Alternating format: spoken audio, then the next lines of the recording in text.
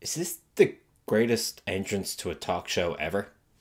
It's been an interest of mine for the last while of Sean Connery's up and down relationship with James Bond, the character and the series. People with a knowledge of the series and Sean Connery's career can see that he goes through intervals of wanting to play Bond, falling out of love, and then wanting to return. And then what sparked this video was I couldn't get this image out of my head. This next gentleman requires no introduction. For the first time on our program, ladies and gentlemen, please say hello to one of my favorite actors, Sean Connery.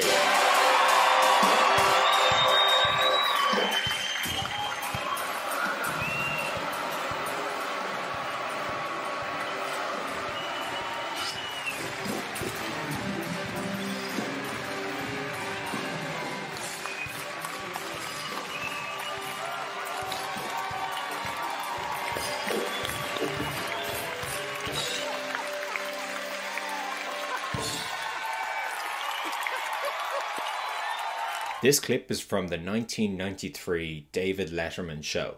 That's 10 years after Never Say Never Again and 22 years after Diamonds Are Forever. We know Connery's relationship with Bond was both love and hate. By the time he got to You Only Live Twice, he had fallen out of love with the role.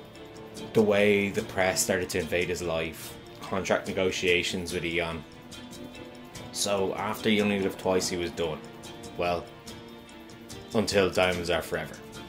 I've always been interested in sort of looking at Connery and thinking what brought him back, besides just the cash. If you watch my video on Kevin McClory's estate, I explore the reasons why Sean Connery may have returned to Bond, and what factors got him back into Bond in the form of Never Say Never Again. Check out that video. But moving on from Never Say Never in 1983, when I look at this video from the David Letterman Show, I see a very relaxed Sean Connery.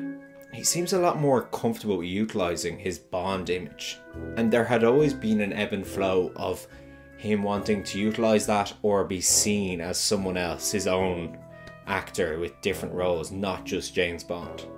Hi, Sean. Nice to meet you. Who are you? The name's Letterman.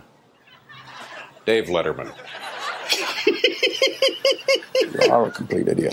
Oh, thanks. The Jetpack seems to be embracing that again, and definitely Thunderball was the height of his Bond career in terms of monetary value. He's having fun with himself and his image as Bond.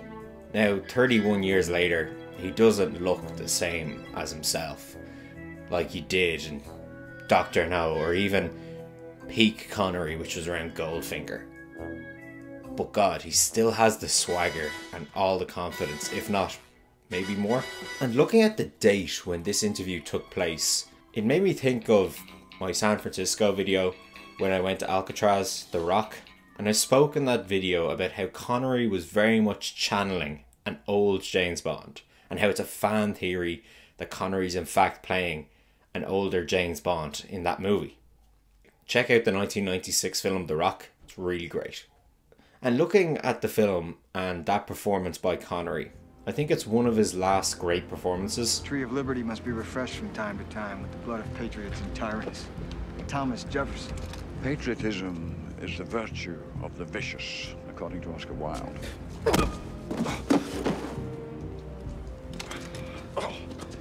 Thank you for making my point. I wonder, is this clip from 3 years earlier a hint of what is to come? Was he displaying here maybe an openness to returning as James Bond? Or at least channeling his inner 007 one last time? Thanks for watching. Shoot the like button and subscribe. As I said recently, there's a members option now to get early access on all my videos and contribute and do one-to-ones with me and all that. So if that's something you're interested, you know what to do.